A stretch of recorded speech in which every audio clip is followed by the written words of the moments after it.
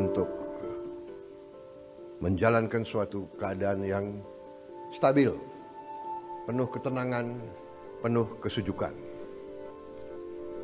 Di tengah banyak dunia dilanda konflik, ketegangan, krisis, bahkan perang, kita mampu menjaga kesejukan, ketenangan, perdamaian di negara kita.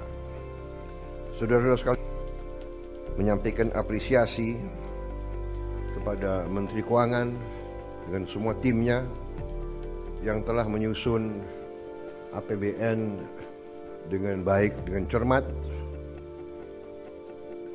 kerja keras, karena saya terus-menerus monitor, saya terus-menerus menuntut penghematan, efisiensi. Saya menuntut keberanian memotong hal-hal yang tidak esensial.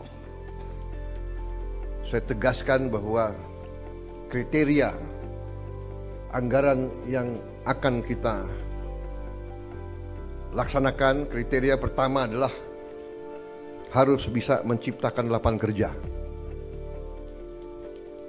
Sudah saya katakan berkali-kali. Kedua, harus meningkatkan produktivitas. Produktivitas ini harus bisa diukur dengan kuantifikasi. Berapa devisa yang dihasilkan? Berapa devisa yang dihemat?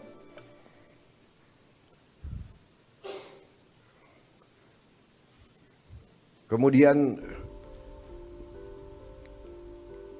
kriteria selanjutnya adalah harus mengarah kepada swasembada pangan dan swasembada energi. Kita harus mampu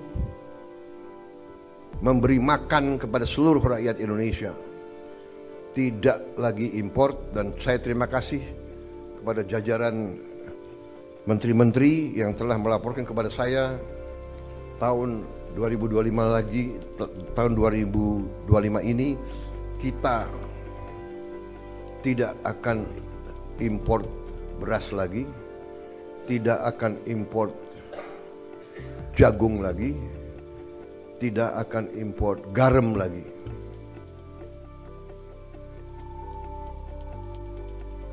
Artinya, target yang saya berikan kepada kabinet bahwa Indonesia kita harus swasembada pangan dalam waktu 4 tahun. Alhamdulillah, target itu bisa kita capai akhir 2025, paling lambat awal 2026.